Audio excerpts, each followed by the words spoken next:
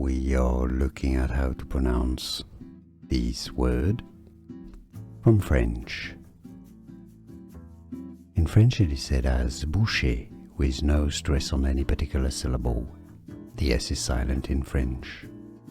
Now in English you can say it as bouchees or bouchees, stress on first or last syllable, because in French you can do whichever. So it's up to you, now you know. We are looking at how to pronounce this word from French. In French it is said as boucher, with no stress on any particular syllable. The S is silent in French.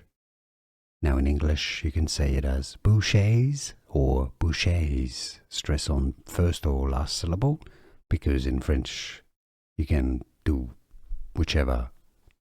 So it's up to you, now you know. Here are more videos on how to pronounce more confusing words and names too many mispronounced. Like this video if you found it useful. I appreciate your support. I'll see you soon and thanks for watching.